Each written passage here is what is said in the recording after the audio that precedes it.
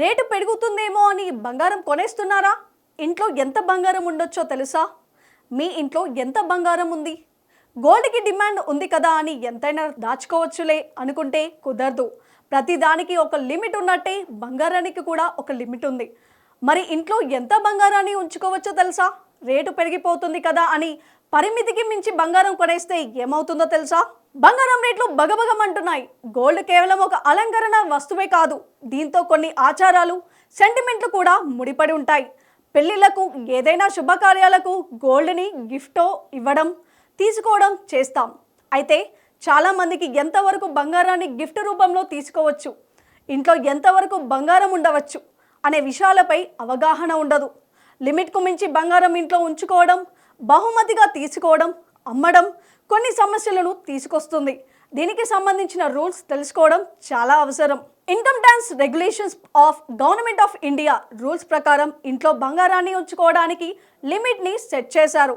దీని ప్రకారం ఈ పరిమితి ఆడవారికి, మగవారికి డిఫరెంట్గా ఉంటుంది. సిబిడిటి నిబంధనల ప్రకారం మీరు ఇంట్లో కొంత మొత్తంలో బంగారాన్ని మాత్రమే ఉంచుకోవచ్చు.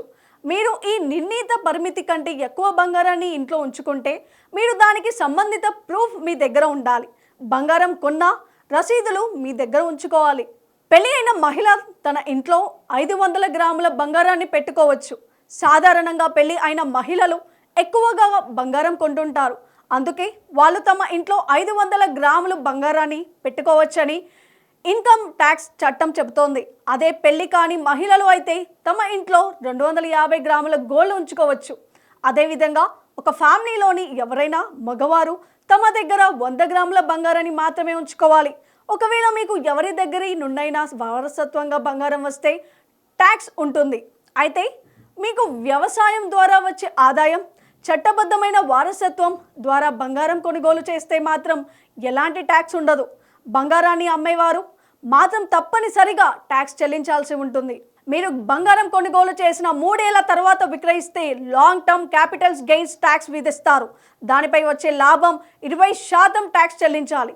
మీరు ఒకవేళ ఏదైనా గోల్డ్ బాండ్లను కొనుగోలు చేసిన 3 ఏళ్లలోపు విక్రయిస్తే విక్రేత ఆదాయంలోకి వస్తుంది. పన్ను నిబంధనలను బట్టి దీనిపై పన్ను కట్టాల్సిందే. మెచ్యూరిటీ కోసం గోల్డ్ బాండ్ పెట్టి విక్రయిస్తే మాత్రం ఎలాంటి పన్ను ఉండదు. చూసారుగా, మరి మీ బంగారం కొనాలంటే ఏ జాగ్రత్తలు పాటించాలో, ఈ రూల్స్ పై మీరేమనుకుంటున్నారో కామెంట్స్ చేసి చెప్పండి.